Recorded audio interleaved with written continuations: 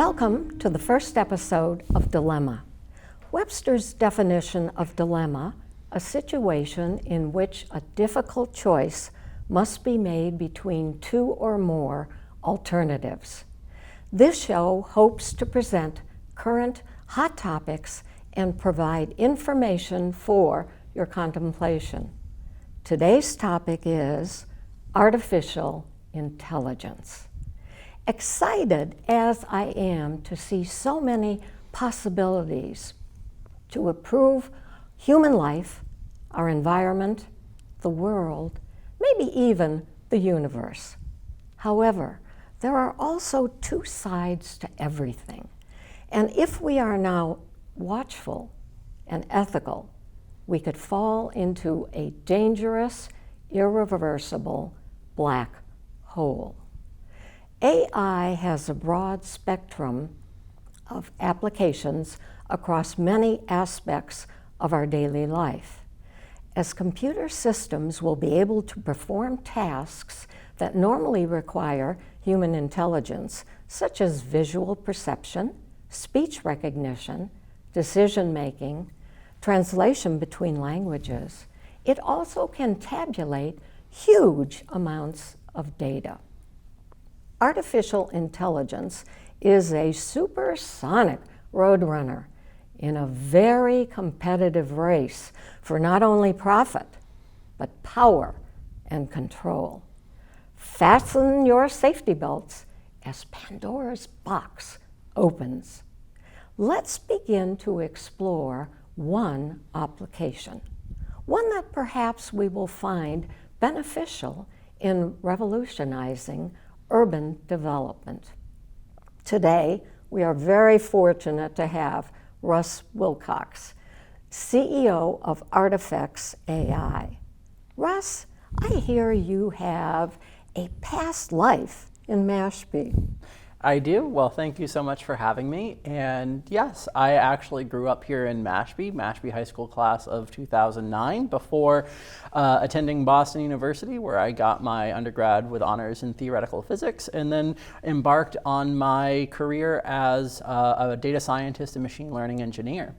And so firmly, I believe that artificial intelligence today has the ability to revolutionize how we interact with not only the world, but within communities such as here in Mashpee. And so one of the things that I'm very excited about to be here and discussing with Sharon is the applications not only of the kind of scariness of artificial intelligence we see in the world, but the applications here in Mashpee where AI can be used to improve our quality of life, our community, and really make Mashpee a beacon for sustainability in the future.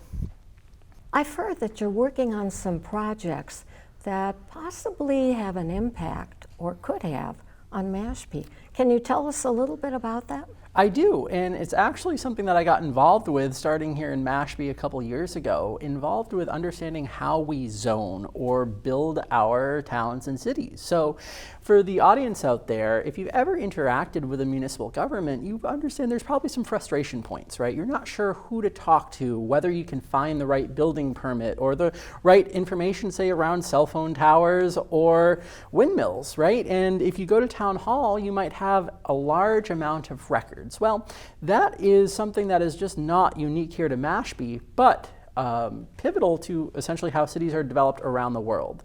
And so at Artifacts AI, we've created an artificial intelligence agent that we call ARTI that can go to any city or town across the world and help democratize and make that information accessible. So for example, if you wanted to look up whether there was a past permit for, say, a windmill project here in Mashpee, we would be able to not only give you that information around the permit, but all of the discussion points going back in history to the 1980s.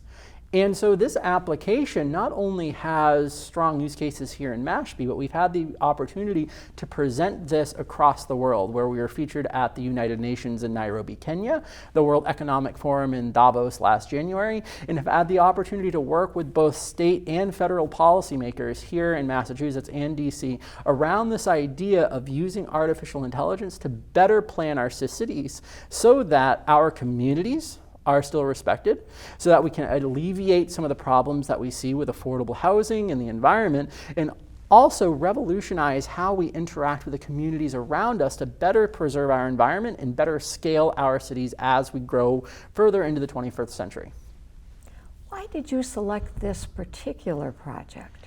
Because Mashpee is home to me. I grew up here for most of my life. My grandmother lived here when I was a child. We actually grew up on Otis Air Force Base in Cape Cod and then moved to Mashpee when my mom got out of the service. And why we started here was twofold. One, it was the perfect community for me to understand the data that I was able to extract and understand the efficacy around it. And then secondly, we know that there is a challenge around water quality and algal blooms here in Mashpee, right? I think that's apparent to anyone, and I'm not going to get into the policy side of things.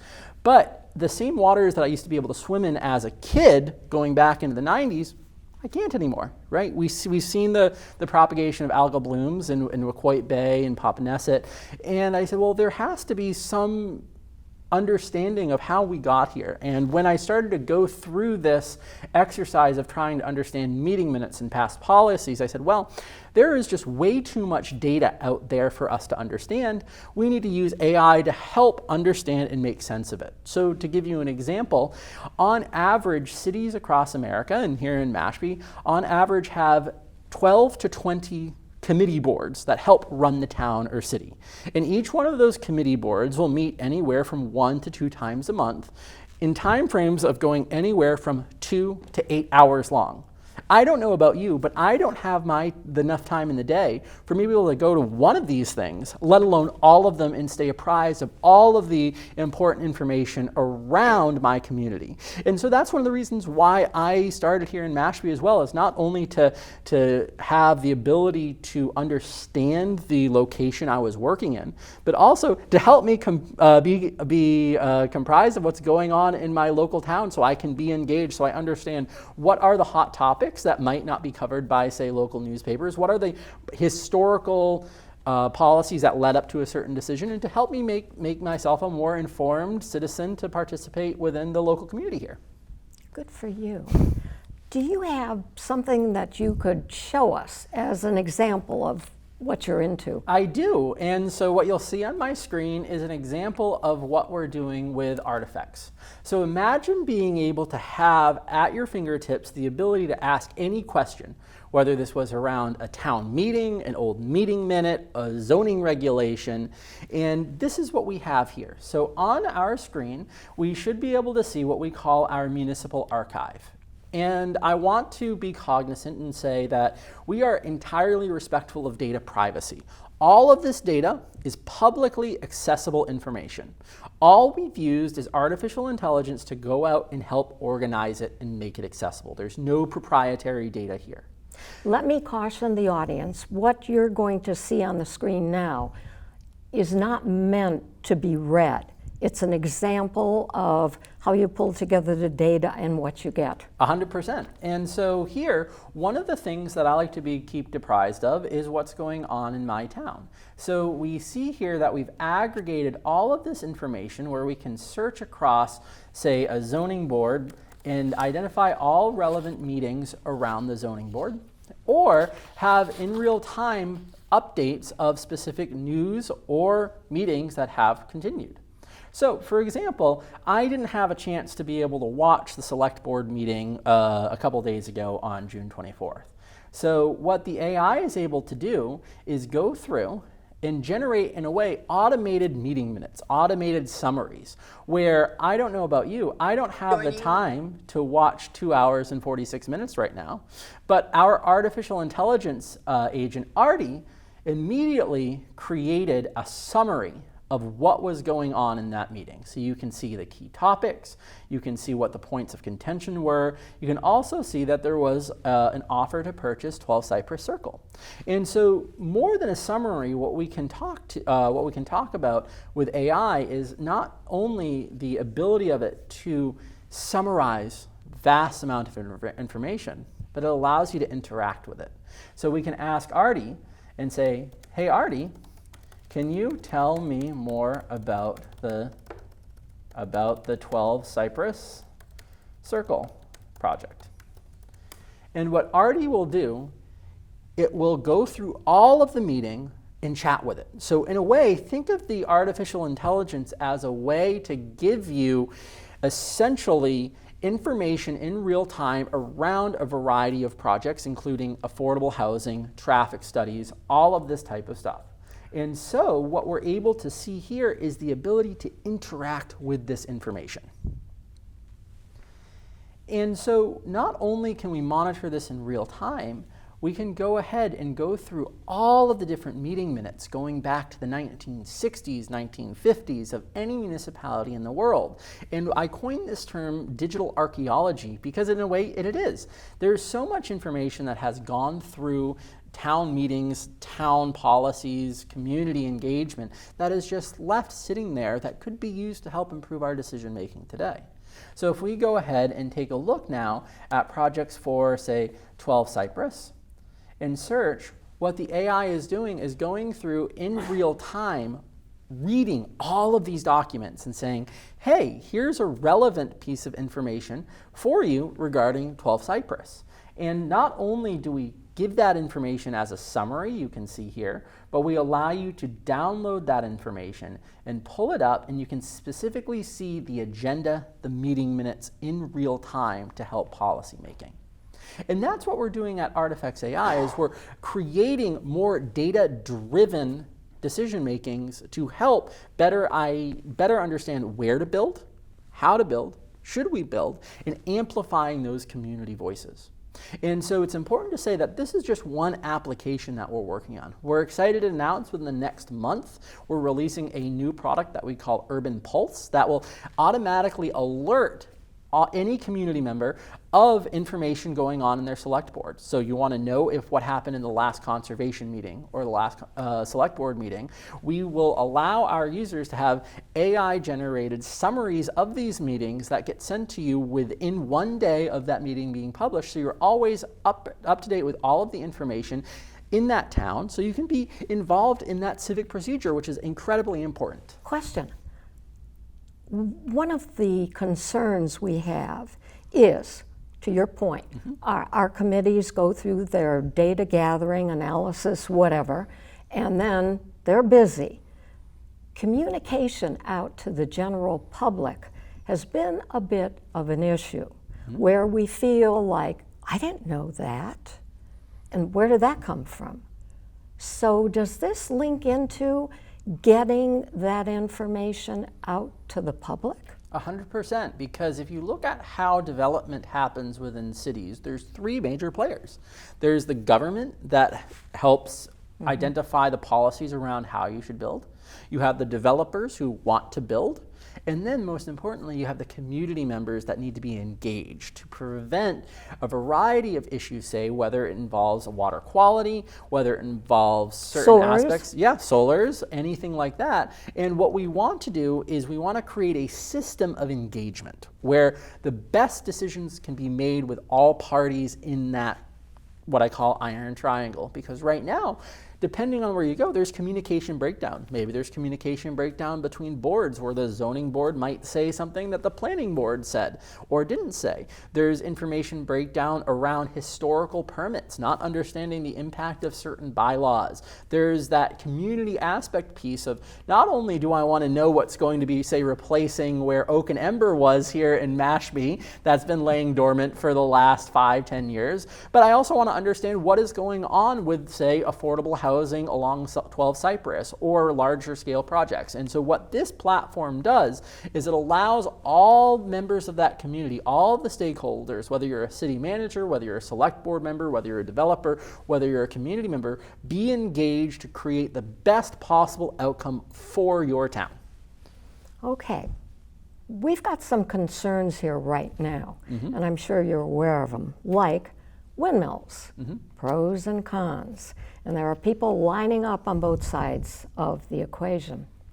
Can Artie, as you have coined the name, gather information, everything about windmills, how they're built, what they're comprised of, what installation requires, where they're going, the water currently as it stands, the vegetation, the marine life. Can it bring in all of that and then come up with the downside, the pluses? 100% yes, the answer is that. We have the ability now to use AI to go out and scour the web and get all relevant pieces of information, not only around, say, the technical specifications, but also the regulatory side. What is being expected from the state? What is being expected from the municipality? And more importantly, we have the ability to understand not only the concerns of the current community, but we can find lookalike communities that have encountered these problems before, and what are the pros and cons. And what I want to say is that these types of reports are not providing recommendations. We're not saying whether or not you should do something or shouldn't. We're just saying that there is so much information out there right now that a human couldn't comprehend. In fact, you'd probably need a team of 100 humans just to go through and read all of this and come up with some semblance of a recommendation. What we're saying is let the AI summarize that information, get that information to you, and so then that we can you have make the human decision. Exactly, because what we see is that artificial intelligence is really not new. The term AI was coined in 1956 out of MIT by a guy named Claude Shannon and his colleagues, and we've seen the rapid growth of AI within the last 10 years recently due to technological gains. But we are still far away from this AGI model of being able to just go to an AI and just ask it anything, do everything for us.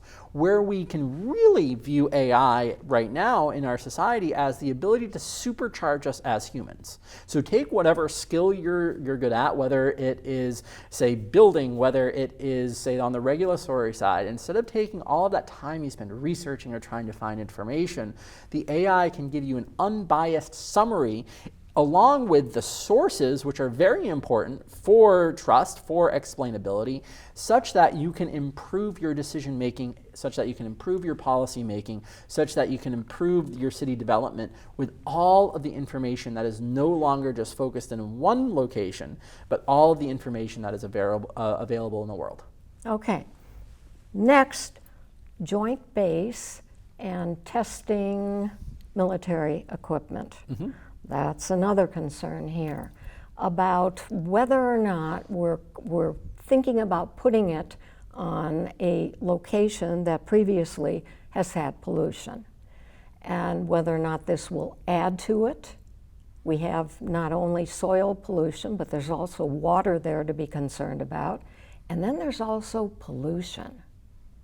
Can AI help here? Yeah, it's funny you brought that up, because when we're bringing all of this information from a locality into our platform, we have different flags that will alert us of things that might be interesting for us to look into. And when we're bringing in Mashpee's data, again, I want to highlight is that this is completely publicly accessible information.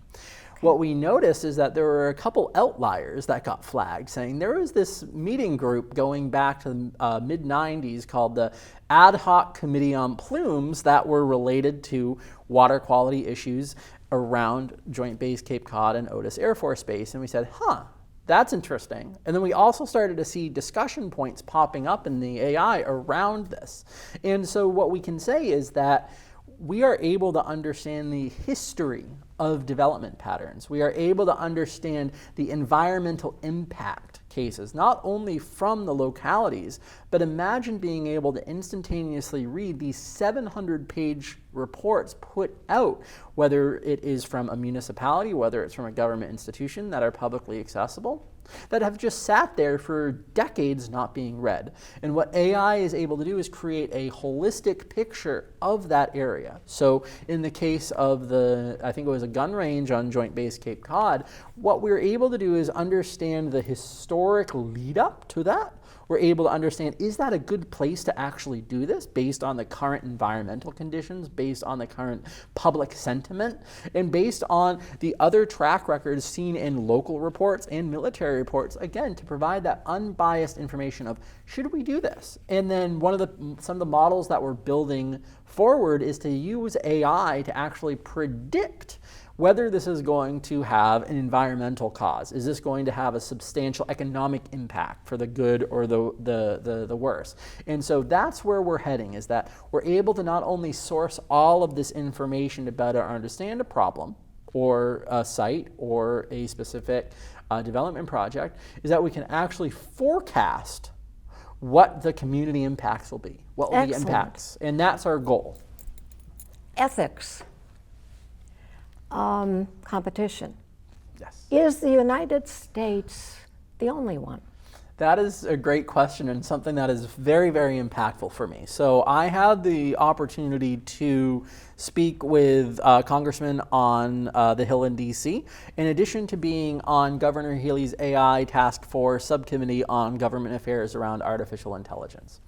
And I want to start this conversation by saying, we recognize that there are dangers out here with AI. There are problematic portions of AI, whether you're talking about using AI in the judicial system, whether you're talking about how these models are trained. For example, we know that OpenAI kind of mimicked Scarlett Johansson's voice, and I want to say that there are substantive discussions going on around that ethical portion. But I want to take a step back and say, well, those are the hot topics that people are talking about. What I want to talk about, one, is something that you brought up, is how do we compare to other nation states around us? And so in the US, it is super clear that we are at the forefront of innovation. Our markets allow us to compete. Our markets allow us to diversify and really build great products. However, I will say, especially at the local level, whether we're looking at towns and cities or state governments, we are woefully behind. If you take a look at some of our competitor nation states, say China or Saudi Arabia or Russia, they are using AI, again, for better or worse. I'm not talking about the social systems in China. I'm not talking about the ethical impacts. I'm saying that these tools are already being used to further interests. Here, we are so focused on the conversation, say, around public IP, around those types of things, which is valid, that we're almost throwing the baby out with the bathwater, and we need to separate our mindset, where we say that there are these problematic concerns, but there's options for innovation at the state and local level using AI as I described here. And so these are the things that I often work with policymakers, is to help them understand, hey, there's some scary things out there. There are some ethics we need to sort out, but there's also massive opportunities for innovation that will not only allow us to compete, say, with other foreign agents, but also